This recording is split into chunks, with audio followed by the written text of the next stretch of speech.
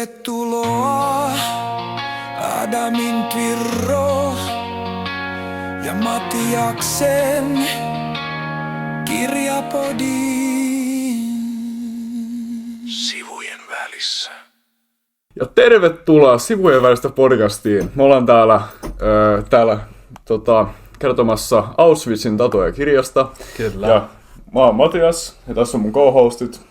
Mä oon Iiro. Mä oon Adam, niin kuin hyvin tunnetkin. Joo. Ja me nyt käydään tää kirjaa vähän läpi.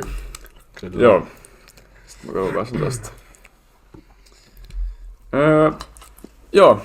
No ensinnäkin kertokaa, että miten te kuuntelitte sen kirjaa, tai luitte. Luitteko vai kuuntelitteko? Joo, mä kuuntelin sen BookBeatista ihan vaan kuuntelemalla. Joo, en mäkään sitä lukenut, kuunneltiin vielä tuplaspeedillä. Joo, mulla oli sama se oli joo. Ja tässä te alkuun voitte ihan kertoa, että niinku, mitä ylipäätään sä piditte kirjasta. Sellainen tosi lyhyesti. Kysytään myöhemmin kanssa vielä. Joo, no mä kyllä, oli se ihan hyvä kirja. Vois sen kuunnella uudestaankin. Ja kyllä mä siitä tykkäsin. Joo, kyllä ei tule hirveästi kyllä luettua noin kirjoja, mutta oli ihan hyvä. Varsinkin kun se voi kuunnella, niin sitten se voi samalla tehdä muutakin. Oli ihan mielenkiintoinen, sitten oli siisti kun perustui tosi tarinoihin tai tosi tapahtumiin, niin oli kyllä siisti. Joo. Vähän oppia. Joo, mulla on myös sama, että tykkäsin itse asiassa tosi paljon. Että mä itsekin luen tosi vähän sellainen kirjoja niin kuin vapaa-ajalla. Tai oli kiva tolleen erilainen testaus. No joo, siis se kirja perustuu tosi tapahtumiin, mikä oli mun mielestä aika niinku siisti juttu. Et kun mä tiesin sen lopussa vasta, että se on niinku tosikirjoihin, tosi tapahtumiin niinku perustuva, niin se olikin semmoinen fiilis, että wow, niin mitä te niinku ajattelitte siitä, sitten kun saatte tietää, että... Onhan se ihan kiva tietää, että mitä siellä oikeasti on tapahtunut ja miten siellä hommat on toiminut. Niin. Oliko siinä se vuoro? Joo, kyllähän sen oli siisti. Kyllä mä tein sen alusta asti, kun se luki siinä niinku jossain kannessa, että perustuu tosi tapahtumiin, mutta olihan se siisti. Se ei ole semmoista niinku mielikuvitusta, vaan niinku oppii oikeasti, että mitä siellä on tapahtunut ja vähän noista ihmisyyttä ja tollasta. Joo, kyllä. Mennään seuraavaan osioon. Seuraavaksi mennään tähän niin nopeasti kirjan taustat läpi. Eli siis tämä kertoo Lale-nimisestä slovakialaista miehestä, joka sitten meni junalla sinne Auschwitziin ja se ei niinku eka tiennyt, että mikä se on tai mitä tapahtuu. Ja sitten se, kun se pääsi sinne, niin sitten se huomasi, että siellä on niinku tosi huonot olot ja niinku sellaista. Ihmisiä kuolee. Joo, ja sehän alkaa sillä, että se tullaan tatuoitavaksi siellä. Siellä on semmoinen vanhempi mies, jonka nimeä mä en nyt ihan muista. Joka joku Pete tai joku Pellä alkava. Se alkoi Pellä, joo. Ja sitten siitä vähän niinku alkaa se tarina. Tämä kirjahan on niinku, siis perustuu siihen kirjailija Heather Morrisin haastatteluun siitä Lale-kohtaan. Ja se on siitä ollut ihan niinku tosi tarinana. Sitten haluaisin kertoa vielä lisää siitä tarinasta. En mä oikein tiedä, mitä mä kerroin siitä, mutta sä kerroit meidän aika hyvin jo, mutta sitten, juu. Niin, no siinähän kirjassa on keskeistä. Mikä oli kysymys? Ja sitä niinku tausta. Tarina. No kirjassa oli niinku tosi keskeinen se niinku rakkaussuhde. Tää oli vähän tämmönen rakkauskirja, että sehän niinku Lale löysi sen, tai näki sen naisen siellä, että ne rupesi silleen vähän tapailemaan siellä. Ja sitten kirjankin jälkeen, niin sitten se etti sen naisen ja sitten meni naimisiin. Ja, niinku oikeassa elämässä. Niin. Meni naimisiin ja muutti Australiaan ja sitten vasta kun se nainenkin kuoli, niin sitten se mies kertoi sen tarinan, kun se olisi, että toi jää niin tolleen maailman kuulluksi. Joo. Ja sitten siinä oli myös se toinen, mikä niinku, että se niinku kerrottiin tosi laajasti, miten se Auschwitz toimi ja että minkälaista siellä oli elämä. Kyllä. Ja se oli tosi mielenkiintoista sellainen. Ja tosi niinku silmiä avaavaa, minkälaista se elämä niinku oikeasti siellä on. Joo. No mikä tässä kirjassa teki niinku suurimman vaikutuksen teihin? Mennäänkö mä järjestyksessä? Haluatko? Jaa. Varmaan, että se kertoi siitä tosi elämästä ja niin. No, en mä tiedä, miten mä tässä sanoa. Ehkä se.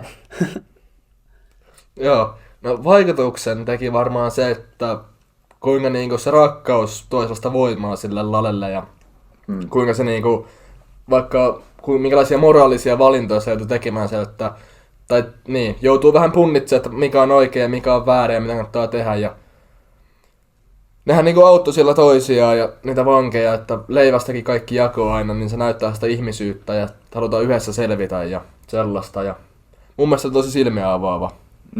Että kaiken tollasen pahankin keskellä, niin siellä on sitä ihmisyyttä ja hyvyyttä ja tällaista. Joo. Muhun ehkä teki eniten vaikutuksia se, niin kuin, mitä siinä pystyttiin niin kuin, luomaan se tunnelma, että sä olisit niin kuin itse siellä. Ja se, aina kun se joutui tatuoimaan niitä uusia tulevia niin kuin, henkilöitä, ja sitten se näki siitä, että ne oli ihan niin kuin, paniikissa ja sellainen niin kuin, tai peloissaan, ja sitten se silti piti aina tehdä se. Ja se jotenkin se raakuus ja julmuus, mitä siellä oli, se ehkä niin kuin, vakuutti mut, ja se, mitä se kirja pystyi niin kuin, luomaan sen tunnelman. Ja sitten vielä miettii, että toi on niinku tosi tarina, että se on niinku oikeasti tapahtunut. Ja siellä ei tiedä, että tuleeko huomista ja selviääkö ja koska kuolee ja mitään. Se on ollut varmaan tosi semmoinen traumaattinen. Tai varmasti se on ollut traumaattinen niinku, silleen, kokemus. Mitä mieltä se kirjan niinku eteneminen? Oliko se niinku, teidän mielestä liian nopea tai liian hitaasti etenevä vai? Mun mielestä se eteni sellainen aika hyvin, mutta väleillä tuli ne kuukaudet meni aika nopeasti ja aika nopeasti ne muutama vuosi siinä meni. Joo. Niin, vähän hypättiin tietysti, mitä se kirja sitten haluaa painottaa, niin ne kaikkea voi käydä läpi, että mun mielestä aika hyvää vauhtia meni tällaiseksi kirjaksi, vaikka se olikin mun mielestä aika pitkä kirja, niin mun mielestä käytin sillä aika hyvin ne kaikki läpi ja siellä saada sen hyvän kuvan ja ymmärrä sen tarinan ja kaiken. Siinä oli mun vuoro, jatka vaan. Mulla oli joku juttu tässä sanaa. Mutta ei tätä tarvitse leikata mitenkään. Suoraan se oli hyvä. Siis mä tykkäsin siitä niinku justiin siitä pituudesta. Se ei ollut niinku, tai se mei tosiaan koko ajan tapahtui jotain. Siinä ei ollut mitään niinku tylsää kohtaa sellainen periaatteessa. Mun mielestä ainakaan. No ei siinä hirveästi tylsiä kohtia. Varmaan on, kun sillä tapetaan ja kaikkea koko ajan. No, niin. Eihän se lepäilemään jää. Kaikki ne niinku vuorovaikutukset, mitä siellä oli aina silleen, oli sellainen niinku tosi hyvin tehty. No oliko se niinku uskottava vai liian romantisoitu teidän mielestä? No totta kai tommonen kirja vähän pitää olla romantisoitua tolleen niinku tarinamaisesti tehty, että... Mitä sä teet? Niin. Että totta kai se kirja pitää olla tommonen vähän niinku tommonen romantisoitu ja tarinamaiseksi tehty, koska sen pointti on kuitenkin myydä ja saada lukijoita tälleen. Mutta mun mielestä tosi hyvin se oltiin saatu se niinku tarina kuitenkin siihen. Mun mielestä just niinku sopiva. Sitten olisi voinut mennä vähän liian tylsäksi, jos se olisi ollut pelkkää sitä elämää. Ja mun mielestä sitähän on niinku kritisoitu siitä, että se on vähän liian romantisoitu, mutta ei se mun mielestä niinku, se koko idea on se, että antaa niinku tarina, mistä pystyy niinku kuvitella, minkälaista on olla siellä. Joo, ei se mikään tietokirja ole. Ei se mikään tietokirja ole. Niin. Siellä on kuitenkin vähän semmoista tiedon jyväsiä. Mun mielestä on just sopiva balanssi tällaisessa sen kirjaan. Kyllä, just näin. Onko Hirjolla lisättävää enää? Te tässä sanoitte aika lailla kaiken, mitä mäkin olisin voinut sanoa. Joo. Se pääjuttu, että saadaan se fiilis, että minkälaista elämä on ollut. Juu, ja silleen sieltä periaatteessa, silleen suunnilleen se elämä. Joo. Seuraavaksi peliosuus. Voi no niin. Pelin nimi on Oletko samaa mieltä? Ja jos te olette samaa mieltä, nostakaa käsi tälle väitteelle. Ja pidetään aina pieni semmoinen perustelu, tosi lyhyet, ettei tule liian pitkäksi. Joo, niin mä nyt alan lappaa tästä kysymyksiä teille. Oletteko samaa mieltä, että kirja onnistui kuvaamaan holokaustin todellisuutta uskottavasti? Pitäis nostaa käsi? Jos on samaa mieltä, joo. Joo, kyllä se mun mielestä, mitä tässä on puhuttu, niin siinä tuli semmoinen fiilis, että se niinku oli oikeasti tapahtunut. Että se on voinut tapahtua. Kyllä se on yleiskuvan niin taisi, mutta eihän ollut tietysti mikään tietokirja holokaustista pelkästään, mutta toi oli tämmönen yksi näkökulma asiaa. Joo. Seuraava. Lalen ja Kitin rakkaustarina oli liian romantisoitu.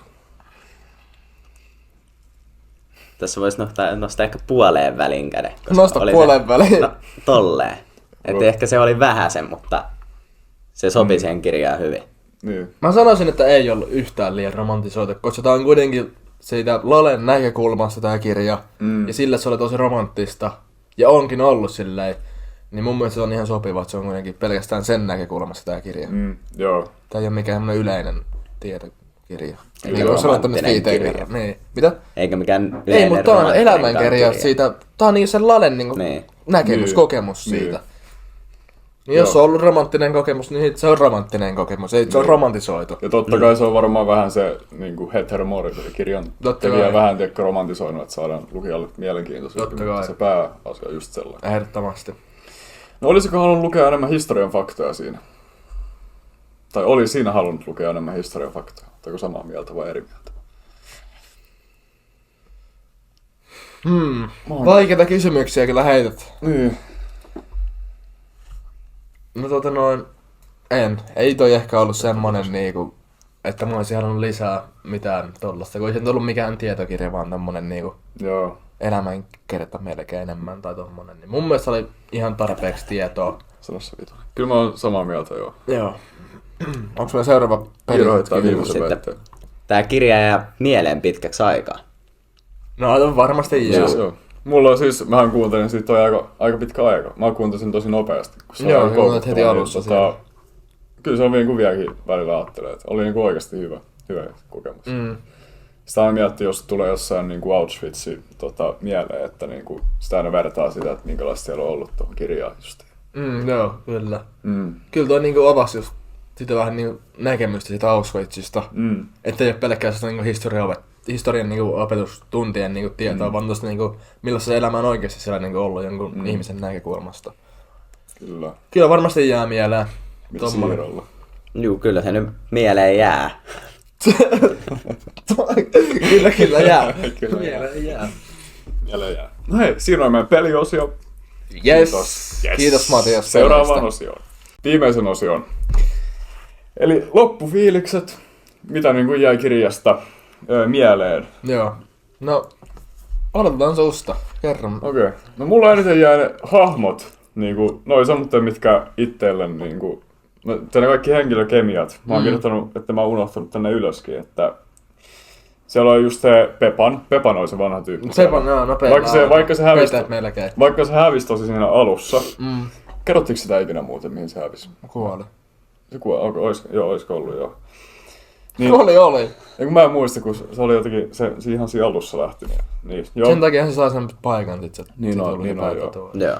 Ja sitten kaikki ne, siellä oli niitä puolalaisia, niitä jotain, tiedätkö, rakentajia, jotka tuli ja sitten vaihtoi niitä jalokiviä. Vaihtoi jalokiviä kultahampaille. Ja sitten sitten se Leon oli kans. Se toinen tatuoija. Se apulainen. Se apulainen, minkä otti sieltä. Et se oli joo. Ja muistatteko se lihastyypin, onko se Jakub, kuka joutui sinne Juu. Ai niin, joo. Se, joka pieski sitä Juu. sitten, kun se joutui sinne. Juu, se oli jäi mieleen. Joo, vaikka se oli niinku hyvä tyyppi, mutta sellainen joutui tekemään tommoista pahaa. Mutta joo. Ja sitten, niin, se oli ehkä mikä mulle jäi eniten, ne kaikki henkilötyypit. Ja sitten se fiilis ylipäätänsä, mikä siitä tuli. No mulle jää varmaan niinku se... Mieleen jäi eniten ehkä. On kyllä vaikea kysymys. No aloitan sille, että oli hyvä kirja. Mä antan sille 4/5 niin tähtiä. Suosittelisin siitä sellaiselle henkilölle, joka on niinku erityisen kiinnostunut vaikka tuosta historian ajasta. Ja haluaa vähän laajentaa näkökulmaansa tuosta holokaustista ja noista keskitysleireistä. Ja sitten varmaan eniten niinku... Oliko se eniten tykkäsi vai eniten jäi mieleen? Vai mikä jäi mieleen niitä? Mikä jäi mieleen niitä? No varmaan se henkilökohtainen, niin ne moraaliset valinnat, mitä se joutui tekemään siellä, että varasti vaikka niitä kuolleilta niitä jotain jalokiviä ja niitä, että saa annettua niitä muille ja tolleen. Joutui vähän rikkoon sääntöjä kuitenkin siellä ja vähän tällaista. Ei nyt mitään, saa aika hyvin sanoit kaiken tossa, mutta... Onko joku lempikohtaus ollut? Tuleeko mieleen? Ei tarvitse tulla, jos se on. Ei tuu mieleen. Joo. Mulla ei ehkä lemppari, mutta karmea oli se, mä en tiedä muistatko kun se Leon eikö se ollut Leon se apura? Joo. Niin se täytyy aika karmea asia. Mä en tiedä uskalla sanoa tässä ääneen, mutta muistatko kun se katosi sieltä? Joo. Sinne, sitten se niinku oli se lääkärityyppi leikellyt. Joo. No niin, hyvä seuraava. Se oli karmea asia. Joo, se oli ehkä sellainen lempikohta. Iiro kerrossa. No, mieleen jäi aika paljon samat, mitä Matias sanoi, ja sitten se, kun siellä oli se lentokone kanssa, ja ne huusi, että ne pommittaisi nyt se koko paikka. se amerikkalainen lentokone. Mm. Ja sitten kans kun ne jotkut naiset oli jotain ruutia ottanut mukaansa ja räjäytteli niitä mestoja siellä, Niin joo. niin nekin jäi mieleen. Mm. Mieleen jäi kanssa sit se loppu, kun se niinku, ne piti niinku piilottaa ne kaikki ruumit ja kun ne niinku sai tietää, että ne niinku tulee ne... Mikä tän niinku, mitä niiden nimi oli? Ne niinku liittolaiset vai mikä? Joo, ne en oli? mikä se onko se liittolaista? Joo. Eiköhän se oli ne just se puhunut tuo. venäläisinä tossa. Oliko se näin? No kuitenkin kun ne tiesi, että ne niinku on häviämässä ja silleen ne joutui piilottamaan ne ruumit, että se tuli se hirveä sekasortoinen ja sitten silloinhan se karkaskin sitten ja niin se jäi mieleen. Mm. Ja sit mä vielä kerron sen, että kun se siinä lopussa oli siellä niiden venäläisten sotilaiden niinku töissä. Ai niin, juu. Se kun se haki niitä niinku naisia sinne niinku, mikä se on se En mä sen huvilaan siellä. kyllä Se mä oli ymmärrän. niinku hauska kuunnella sitä. Joo. Ja sitten kun se lähti karkuun sieltä. Tää on nyt vähän spoilereita, mutta saa No, varmaan... eikö sen ole pakko olla vähän niin? Vähän on pakko olla. Vähän on pakko se oli olla. mun mielestä oikein hauska, kun se oli ollut just tosi pitkään siellä. Sitten se Joo. meni takas sinne Bratislavaan ja... Ja löysi sen naisen, aika Niin, ihme, että joo. niinku molemmat tuli selvinnyt kuitenkin. Niin. Ja sitten eikö se sen siskonkin löytänyt siinä lopussa siellä? Ei siellä mitään talossa? muistikuvaa. Joo. Taisi se löytää. Joo. No mutta siinä oli aika hyvin nyt käyty kirja. Ja aina me nyt kerrotaan vielä, mutta kerrotaan me ihan nopeasti vielä, että kelle suositellaan ja 1-5. No, tää sopii aika lailla melkein kaikille ihmisille. Toi oli sellainen kirja, että vaikka ei kiinnostaisi niin paljon, niin kyllä se oli sellainen kiinnostava. Sorry. No niin, jatkaa. Niin, et, kyllä se niinku oli kiinnostava. Jätä Mutta- toisinne.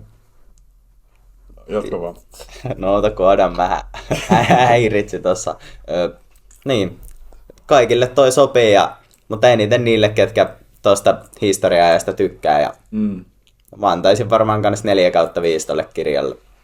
Joo, no mun mielestä toi kanssa sopii kaikille. Eikö toi, mä en tiedä, onko se nyt ihan sellainen vielä niin kuin klassikkokirjaksi, ei välttämättä mene vielä, mutta sellainen niin kuin ehkä tulevaisuus voi olla. Että se on niin kuitenkin tosi arvostettu ja tolleen, niin kannattaa lukea. Siinä on tullut monta Yleissivistys. niinku samanlaista kirjaa. Niin on jo, ihmisen eri verran työroolit ja niinku. kaikki, joo. Joo. Joo. Mutta hei, tässä oli tämän viikon jakso Sivujen välissä podcastia. Onks meillä tulossa lisää jaksoja? Muistakaa seurata meitä YouTubessa. YouTubessa! Antakaa meille Spotifyssa hyvät arvostelut. Mitä sä oot mennyt tekemään? Minne sä oot Ja- meitä laittanut? Ja nähdään ensi jaksossa. Kiitos. Kiitos.